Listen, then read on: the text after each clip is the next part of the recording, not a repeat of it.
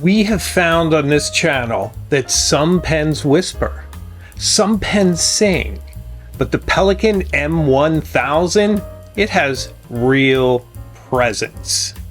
Welcome back, my friends. Today we're diving into a fountain pen that is sometimes a little divisive, but very, very interesting. So what is this fountain pen to you?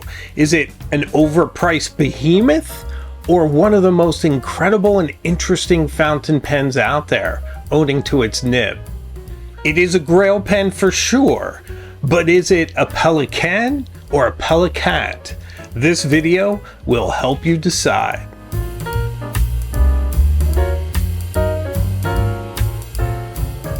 Let's begin with some history, as we often do. The egg that hatched Pelikan dates all the way back to 1832. This was when chemist Carl Horneman founded a paint and ink company in Hanover. In 1871, Gunther Wagner took the reins of the company, and in 1878, he used the Pelikan logo for the first time, it being the emblem of his family. The amount of chicks with the mama Pelikan changed over the years from 3 to 4 to reflect the amount of Gunther's children. But in 1937 it was simplified to 2, and since 2003 only 1 remains. The company expanded through the late 19th century, with Iron Golf 4001 ink being released in 1895. 100 years ago, in 1925, they secured their first patents for fountain pens and started producing pens in 1929 with the differential filling system. I think one of the things that has always set Pelikan apart is its incredible filling system, and you'll really appreciate it when it's time to clean this pen. But we'll get to that a bit later. Post-World War II, Pelikan introduced the Pelikan 400 fountain pen, or Stresemann, named after the striped trousers of the Stresemann-style suit for German Foreign Minister Gustav Stresemann. The M400 followed in 1982, then the M600 and M800, which in itself is an absolutely superb fountain pen. These all came out in the 1980s. Now, 1997 was an absolutely huge year for Pelikan because that is the year the M1000 was released, and this pen was released to compete with the Montblanc 149, and in fact, maybe to even beat it, and in many ways, it does. Few fountain pens inspire as much loyalty and affection as Pelikan. I don't know, maybe it has something to do with that really cute logo and the Pelikan on the clip. Whatever it is, there is a loyal fan base for Pelikan, and Pelikan does a great job of keeping in touch with its community with its annual Pelikan Hubs. Pelikan Hubs are a time for the cult of Pelikan to all get together and to enjoy these incredible writing instruments. It's a great way to build community. This is for the flock, the Pelikanistas. Do I consider myself among the most ardent fans of Pelikan? I do in spirit. I love Pelikan, but my measly 4 Pelikan pen collection really doesn't match up to its most ardent supporters. But still, Pelikan is brilliant. But why are they brilliant? Let me tell you in the following sections.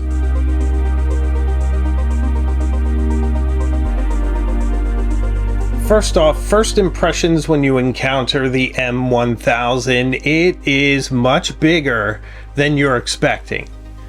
Especially if you're used to Pelikan M200s and how they have that sort of petite vintage feel, an M1000 has true presence. It is a large, girthy pen, one of the largest pens in my collection. Perhaps the Magna Carta Mag 600 is larger and the Jinhao 9019, but I really can't think of another pen in its scope. But it's not so large that it's unusable. At 146 millimeters capped and over 17 millimeters in diameter, the M1000 has a commanding presence. This is a pen for signing treaties to end wars, for things of import and consequence. The M1000 truly dominates your desk. Its polished gold clip glistens against the shiny obsidian of the cap, and the barrel is striped in green and black, no longer translucent, sadly, to show the ink window. And frankly, if Pelikan would make those partially translucent barrels again, it would be very difficult for any other pen company to touch them. So this fountain pen is substantial, but I wouldn't call it obnoxious. It has a certain classic look to it. Sure, that giant gold nib will flash in the light as you sign your name and you see that ink in a flowing gush across the page, but it is still in a strange way subdued. It just shows a certain discernment, a certain taste. This is a fountain pen that doesn't scream, "Look at me," but when it's in your hand, people will notice. It is striking, it is beautiful, so let me get into the aesthetics and tell you why.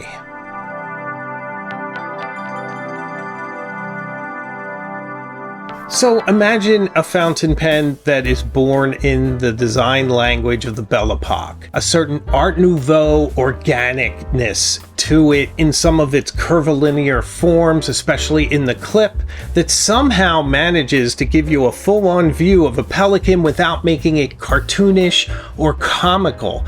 This is one of the little tricks that Art Nouveau was so good at, and that the Pelikan also does so well. There's also something in the green and black striping that makes it look a little classic, a little bit of the late 19th century, which I absolutely love. And we cannot forget the symmetrical curvilinear shapes on the nib that are absolutely beautiful and evoke back to Art Nouveau styles rather than the more geometrically sharp and drastic of the Art Deco period. Here's a brief background on the Art Nouveau period, something I love so much. Art Nouveau was born in that quietly optimistic period between wars, the Franco-Prussian and the Great War, so let's say 1890 to around 1912-ish. Art Nouveau comes from the term new art.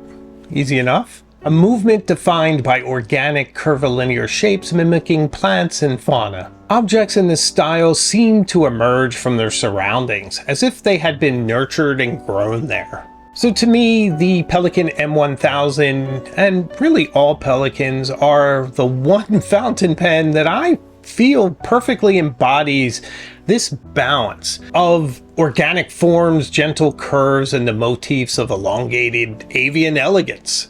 It's no wonder that people are fascinated by these pens. There's something so stunningly beautiful and interesting about them. Just have a perfect balance. Beautiful.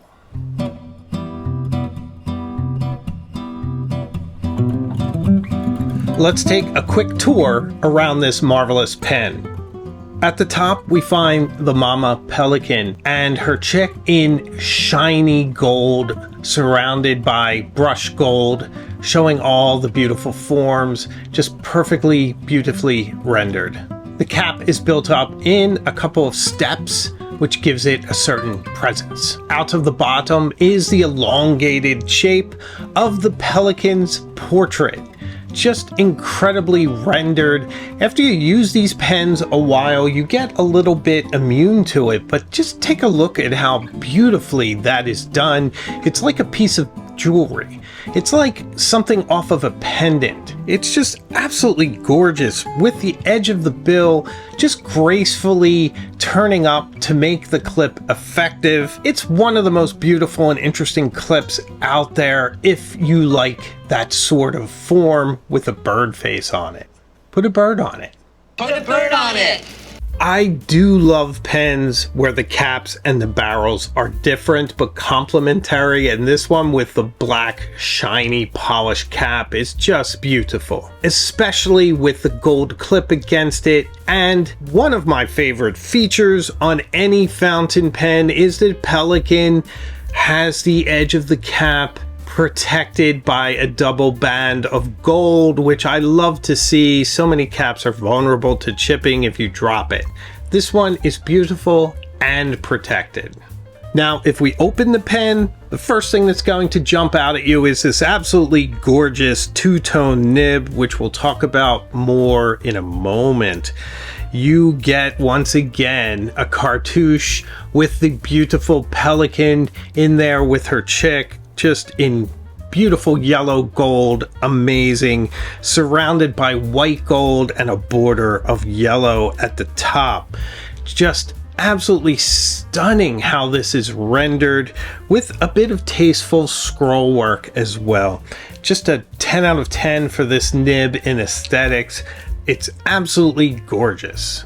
Another feature of this pen that I absolutely love is the feed. It's very vintage in its styling, has a beautiful slope to it. It's just absolutely beautifully formed. Feeds don't get enough attention. There is a beautiful gold band at the end of the grip. The grip has a lip that surrounds it so that your fingers will not slide onto the nib, which is perfectly placed. The threads are very well placed as well, not particularly sharp or obtrusive in any way, very important. And personally, this one is in green and black, and I just think that's the perfect classical styling for Pelikan. I know many people disagree. In fact, put in the comments what your favorite Pelikan colorway is. I mean, the blue and black is gorgeous as well, but let me know. And then down by the piston knob, you get another double band of gold, which is very symmetrical when the pen is closed. So this, my friends, is your tour around the Pelikan M1000. Yes, it's beautiful, but it doesn't mean a thing if it doesn't write well. So let's get into the writing experience and that interesting and amazing nib.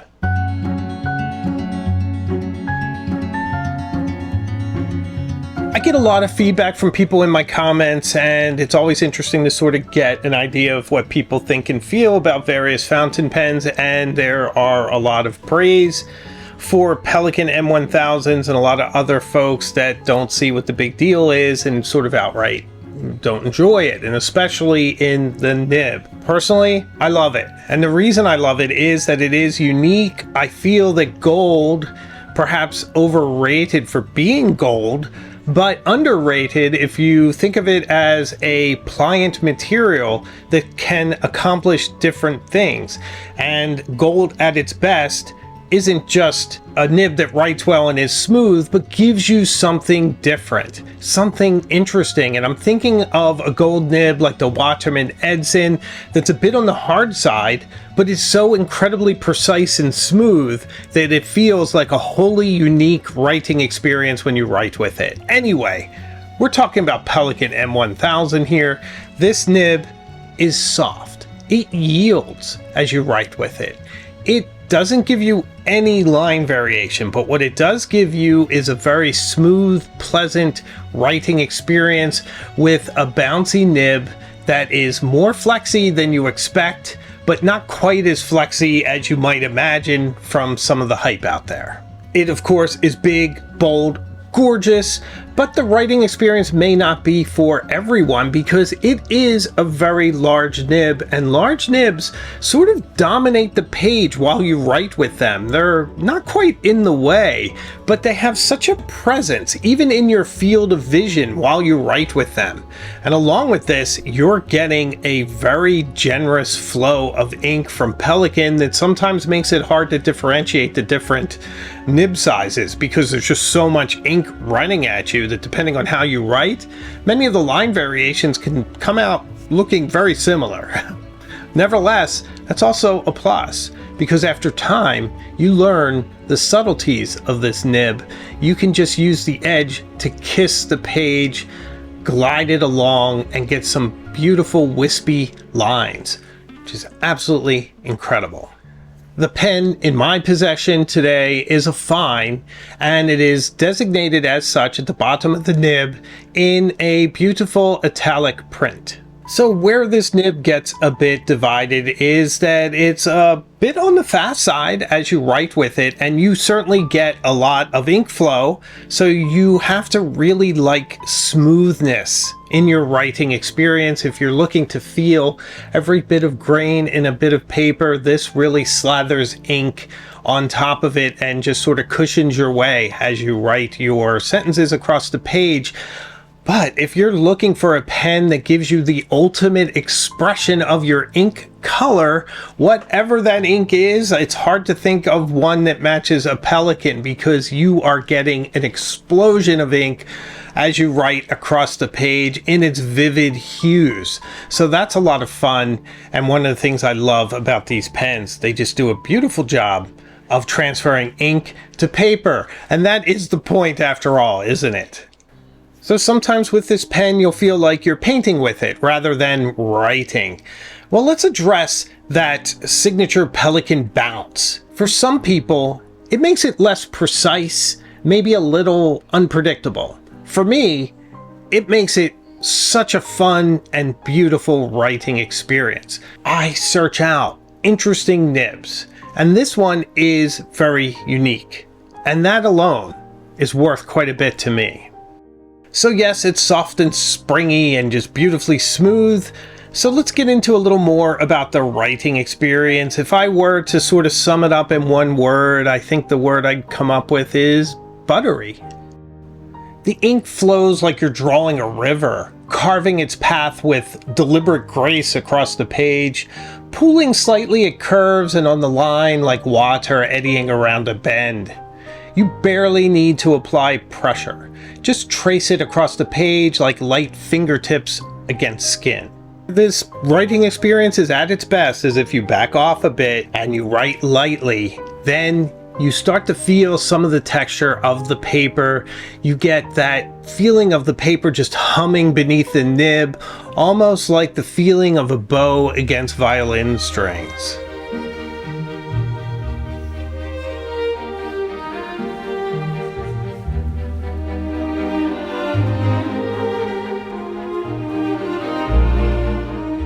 Ink flows and pours in this beautiful wet line.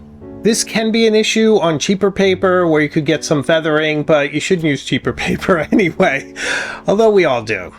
The pen itself is also maybe a touch on the heavier side at 34 grams, but still it has such a tremendous balance, probably owing to the construction of the piston mechanism, that it just feels perfectly balanced in your hand, so the weight is not an issue. But posting, I don't post this pen. I just feel like if you post it, it would get ridiculously long. It's pretty long on its own, and it just suits my larger hands perfectly. But hey, if you want to post it, post away. Enjoy yourself. So for me, to sum up the writing experience and the general feel of using this pen, I don't think it's a pen for quick notes. This is a pen that makes you want to use it intentionally, to slow down, twist off the cap, settle in, write some long journal entries, write a fantastic letter to someone you know and love, and just really enjoy this beautiful writing experience with this very high-end but absolutely magnificent to write with fountain pen. And now that I've said it, let's discuss the value.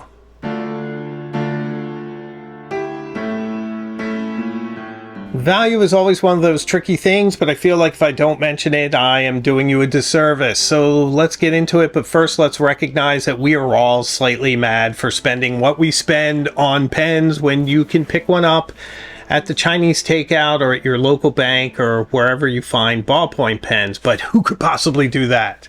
But considering what you get with this fountain pen versus other pens at that price, I think is absolutely a great mental exercise to go through if you're thinking of committing to this glorious pen.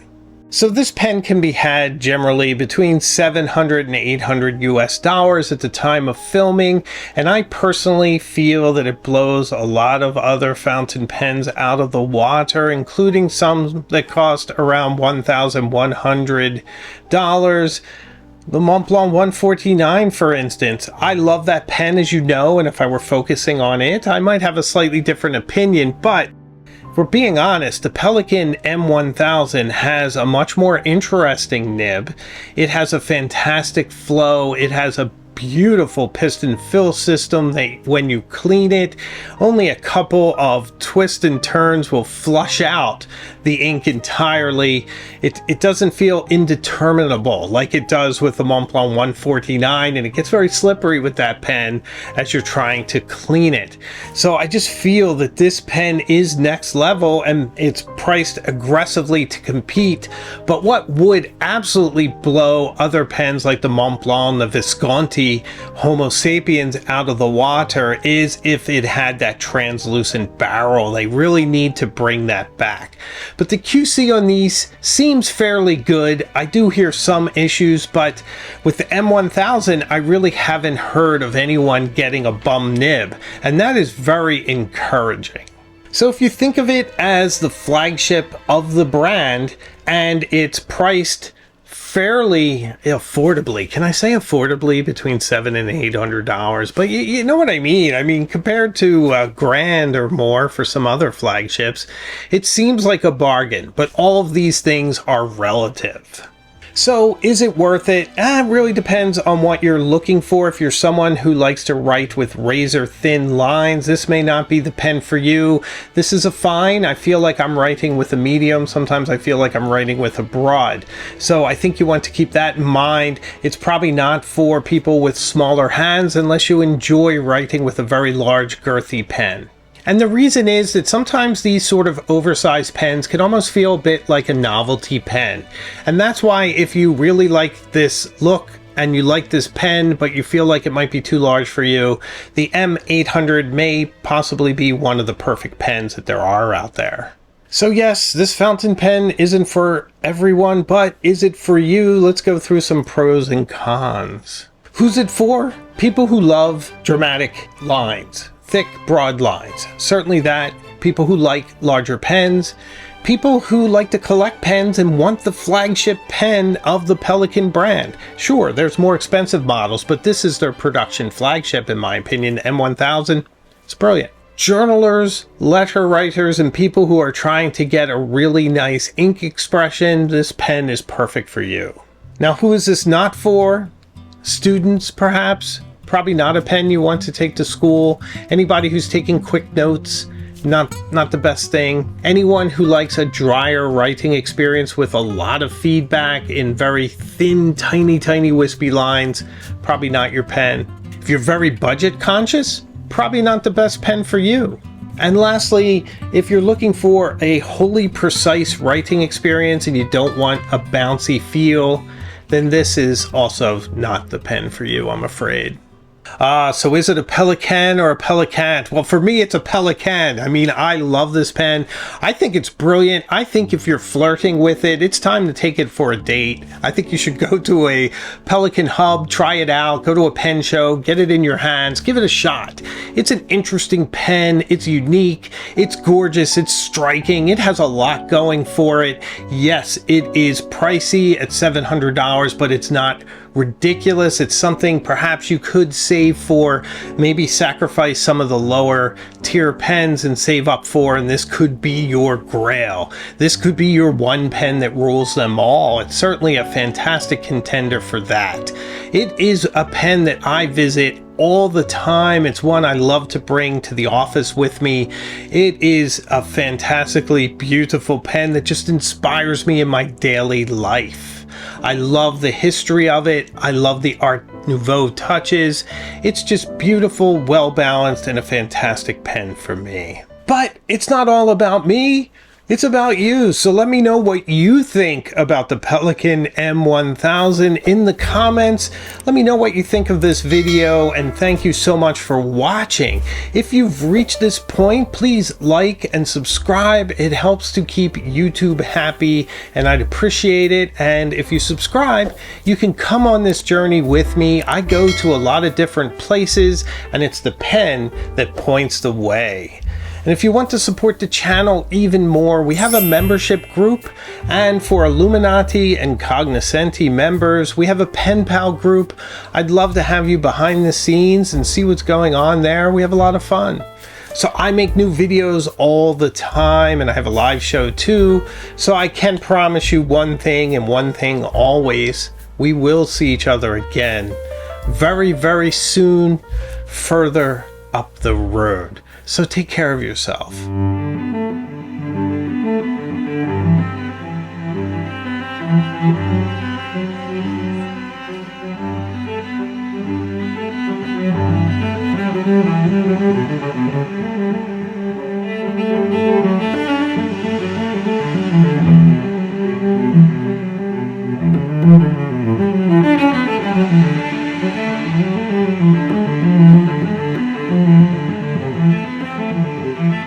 Thank you.